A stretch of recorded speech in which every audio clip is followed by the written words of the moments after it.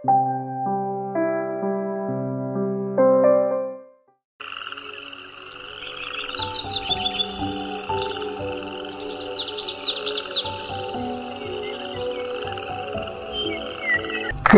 பிரியமான தேவனுடைய பிள்ளைகளை, இந்த நாளின் காலை நேரத்திலே இயேசுவின் நாமத்தினால் உங்களை அன்போடு வாழ்த்துகிறேன். தேவனுடைய அடைக்கலம் இந்த நாளில் உங்களோடு கூட இருப்பதாக. இன்றைய ஜீவ வார்த்தையாக 46வது சங்கீதம் வசனம் 1 வாசிக்கிறேன். நன்றாய் கவனிங்கள். தேவன் நமக்கு அடைக்கலமும் பலனும் ஆபத்து காலத்தில் அனுகூலமான துணையுமானவர். ஒரு அருமையான வாக்குத்தத்த வசனத்தை நாம் வாசிக்க கேட்டோம். தேவன் நமக்கு அடைக்கலமும் பலனும் ஆபத்து காலத்தில் அனுகூலமான துணையுமானவர் என்று இந்த வசனம் சொல்கிறது. எப்படிப்பட்ட ஒரு அருமையான ஒரு வாக்குத்தத்த வசனம் பிரியமானவர்களே. அநேக ஆண்டுகளுக்கு முன்னதாக அமெரிக்காவிலே ஒரு குறிப்பிட்ட ஒரு பகுதியிலே மஞ்சள் காமாலை என்ற ஒரு நோய் வந்தது. மஞ்சள் நோய் என்று சொல்கிறார்கள். நூற்றுக்கணக்கான மக்கள் இறந்துவிட்டார்கள். ஒரு அருமையான குடும்பம், கணவன் மனைவி, ஒரே ஒரு மகன். தன் தகப்பன் மரித்து விட்டார் அந்த நோயிலே. அடுத்தது தன்னுடைய தாய் மரித்து விட்டாள். அந்த தாய் மரிப்பதற்கு முன்னதாக அந்த மகன் மீது அதிகமான கவலை வைத்திருந்தார்.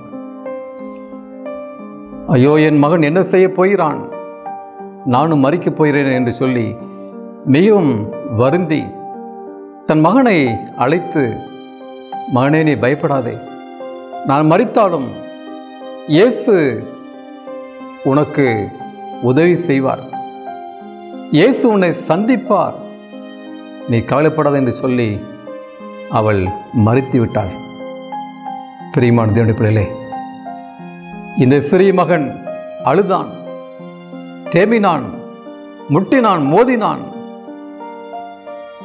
தன் தாயின் கலரிலே இரவு முழுவதும் படுத்திருந்தான்.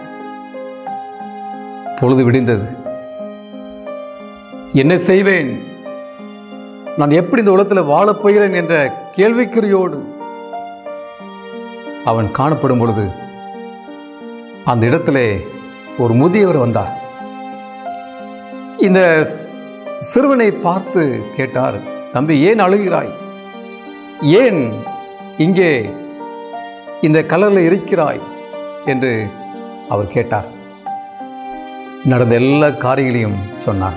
உடனே முதியவர் சொன்னார், நீ கவலைப்படாதே, எனக்கு அநேக சொத்துக்கள் இருக்கிறது, நான் பிள்ளையற்றவன், எனக்கும் மனைவி கிடையாது, யாரும் கிடையாது. என்னுடைய சொத்தை நான் என்ன செய்வதென்று தேய்த்து கொண்டு கூடிய நேரத்திலே அந்த இயேசுவானவர் உன்னை எனக்கு காண்பித்தார் என்று சொல்லி அந்த மகனை மகனாக ஏற்று தன்னுடைய சொத்துக்கள் எல்லாத்தையும் அவன் பேருக்கு எழுதி வைத்தார். பிரியமான தேவனுடைய பிள்ளைகளே, அன்பான தேவனுடைய ஜனமே, தேவன் நமக்கு அடைக்கலமும் பலனும் ஆபத்து காலத்தில் துணையுமானவர் என்று வேதம் சொல்கிறது. அன்பானவர்களே, ஒருவேளை நீங்கள் அனாதையை காணப்படலாம், அது எல்லோரும் இருந்தும் உதவியற்ற ஒரு சூழ்நிலையில் காணப்படலாம். அந்த இயேசு நோக்கி பாருங்கள். இயேசு உங்களை சந்திப்பார், இயேசு உங்களுக்கு வாழ்வு கொடுப்பார், இயேசு உங்களுக்கு அடைக்கலமாய் இருப்பார், உங்களுக்கு துணையுமாய் இருப்பார். அந்த இயேசுவை ஏற்றுக்கொள்ளுங்கள்.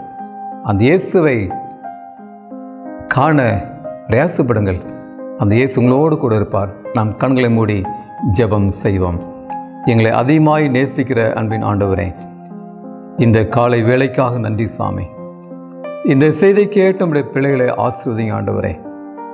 ஆண்டவரே, நல்லொரு வசனத்தை கொடுத்தீர், நல்லொரு ஜீவ வார்த்தை கொடுத்தீர் ஆண்டவரே. நீரில் துணையுமாய் இருக்கிறீர் சாமி.